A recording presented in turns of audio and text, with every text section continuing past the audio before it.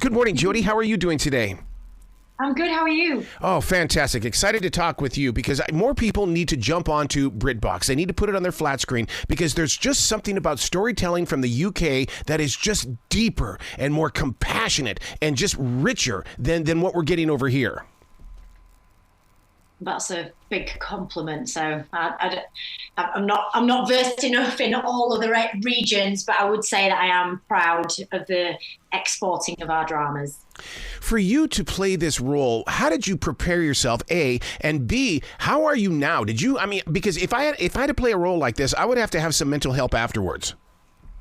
Do you know what? It's I was really lucky because the ensemble cast in time, obviously there's the three leads, which are me, Bella and Tamara, but also every single supporting role and the cast, the crew, everyone involved in it. We had a wonderful time making it, but also we were in this incredibly safe space where we could go there. And I think that with dramas like this, the authenticity has to come from us, and so it has to be as real as possible, but obviously with the acknowledgement that we're the lucky ones. This is pretend. We do get to go home. We aren't in the cell all night.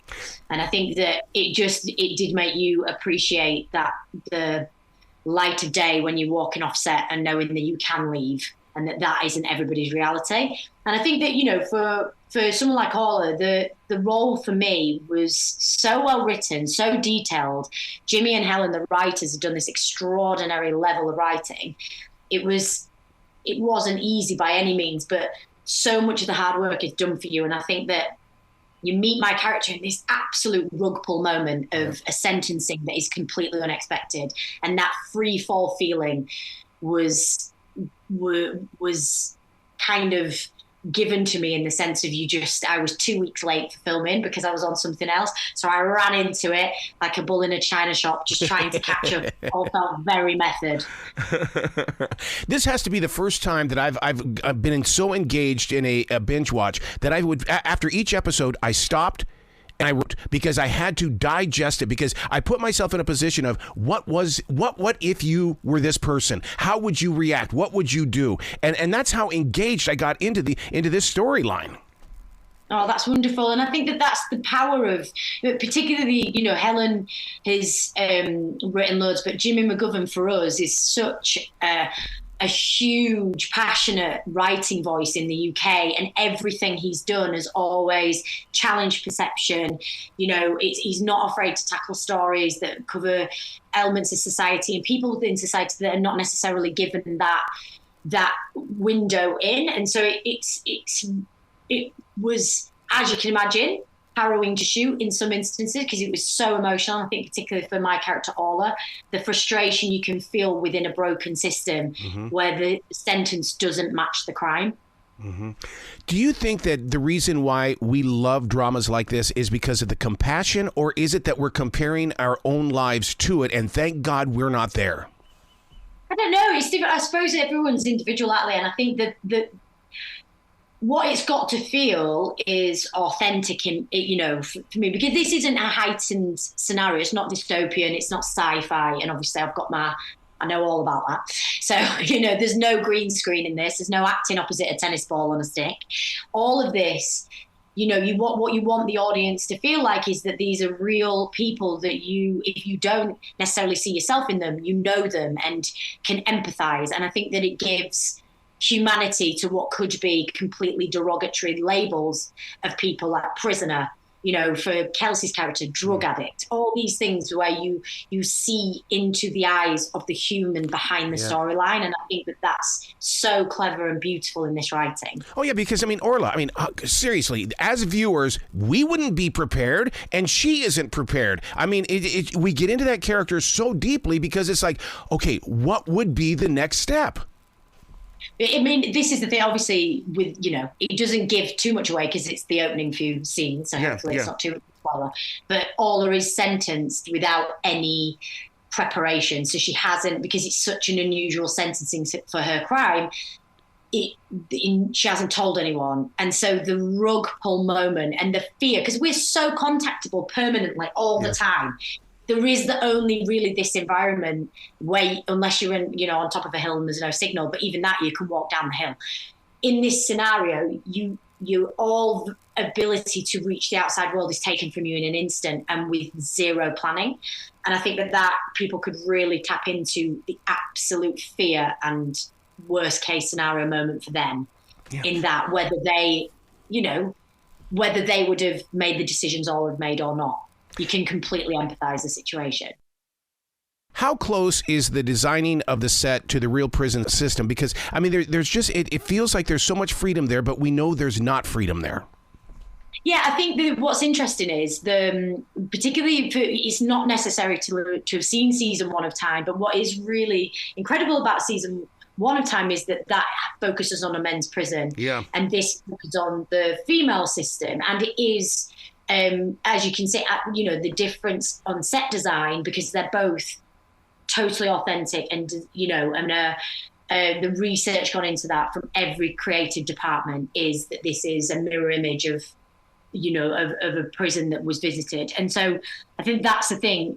It feels as if, there's, they're allowed to walk out of cells and things like that. But essentially, there is no freedom. There is no, I can go pick my kids up from school, or I can even let them know where I am. Yeah, yeah. Particularly in that induction phase. There are so many scenes inside the episodes that I saw that body language is everything. I can't imagine what the director was sharing. Give me more body language. Give me the reality of the moment. Because, I mean, I started reading the body language while listening to the actual, the laying out of the storyline. I think the thing that is so extraordinary about Andrea's direction is that she is so trusting in who she's brought on as the ensemble. Mm-hmm.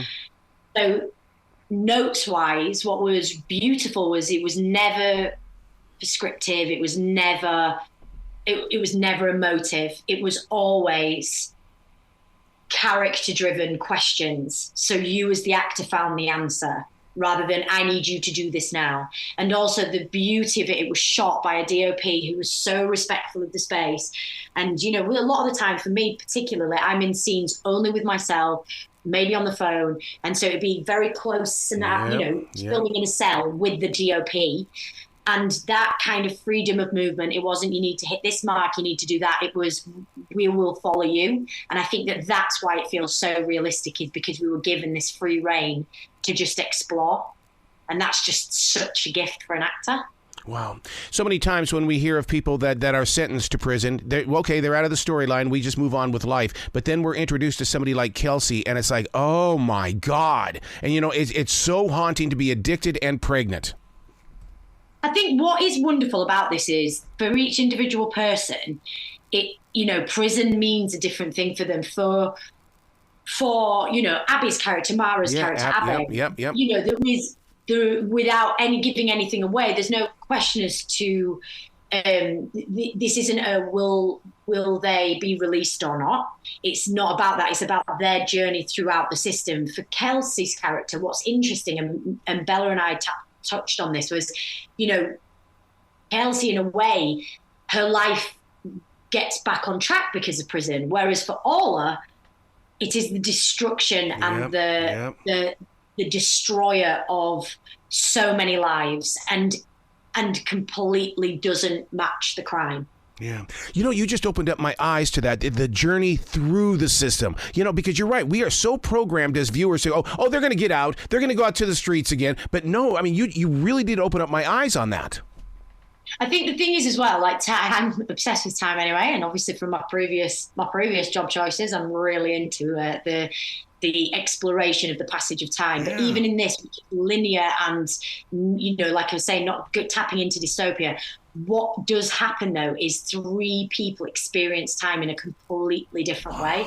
And what prison is for them is experienced totally uniquely in a completely different rhythm. And I'd say for Orla, it's like a greyhound trapped in the cage, trying to get out of the cage. And for everyone else, it's slightly different. And I think that it's not only, it's like a perfect title because it obviously sums up prison time, but it also sums up how we experience it. Yeah, because even with the way that you're explaining the title of it, I think it was in episode 2 of the second season where all of a sudden I'm going, oh my God, I get this now. I totally get it, because I did think of it as prison time first, but no, now it's time, as in like we're living in the presence of now. Let's live life. Yeah, and I think that because for the character I play, there is various things that happen. Like her sentence isn't as great as other characters. But because of that, it doesn't mean the destruction on her life is any less. And I think that is what is, my prison sentence is tiny compared to other people's. Yeah. But the grenade effect it has is huge. Yes, it is. You got to come back to this show anytime in the future. The door is always going to be open for you, Jodie. Thank you very much for the chatting. You be brilliant today, okay? Thanks. You too. Thank you.